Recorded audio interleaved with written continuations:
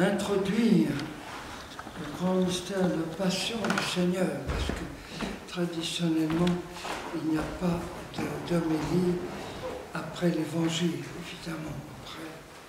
Après la passion, aucune parole ne peut venir abîmer le silence. Donc quelques mots pour introduire.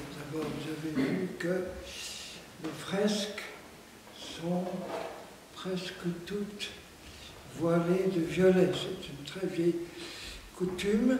Dans certains pays, c'est pendant tout le carême, et dans beaucoup d'autres pays, comme nous le faisons ici,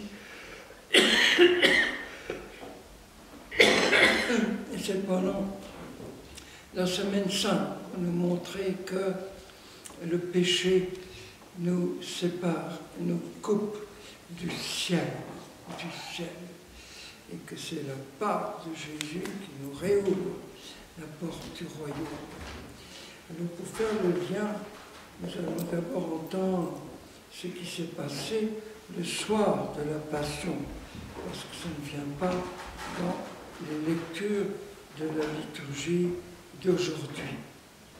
D'abord, quand Jésus traverse le torrent du Cédron, c'est-à-dire Gethsémani, où il va se retrouver jeudi soir,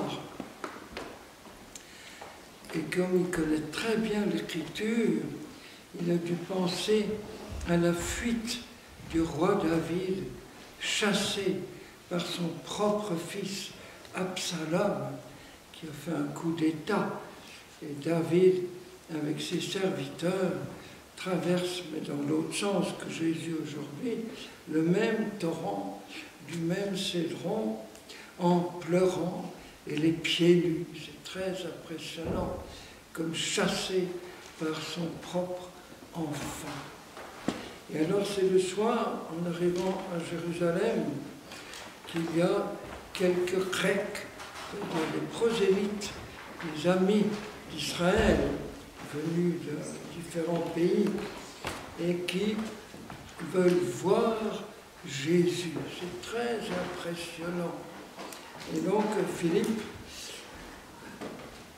qui reçoit cette demande, il faut voir Jésus, va trouver André, et tous les deux vont en parler à Jésus. Et Jésus fait une réponse que nous ne comprendrons vraiment que le samedi saint. Voici venu l'heure où doit être glorifié le Fils de l'homme. C'est la première fois qu'il dit l'heure est venue. Amen, amen, je vous le dis.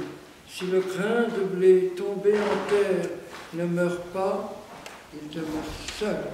S'il meurt, alors il porte beaucoup de fruits. Maintenant mon âme est troublée. C'est déjà un peu l'agonie de Gethsémani qui commence. Que dire? Père, sauve-moi de cette heure. Mais c'est pour cela que je suis venu à cette heure. Père, glorifie ton nom, l'heure de la gloire. Et alors du ciel, il y a une voix qui descend du ciel, la voix du Père, tout ça le soir des rameaux, à cette heure-ci.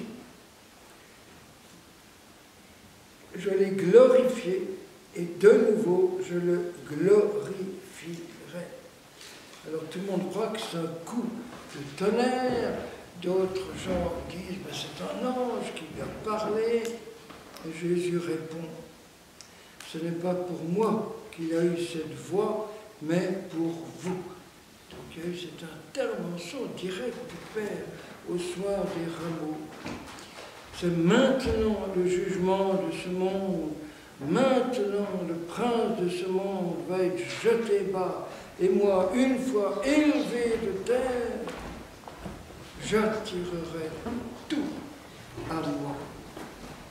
Les gens, mais signifiaient par là de quelle mort il allait mourir. Tout ça, c'est le soir du dimanche des rameaux avec ces larmes dont j'ai parlé hier, et j'achève avec l'hymne du Bréviaire. prière pour ce soir.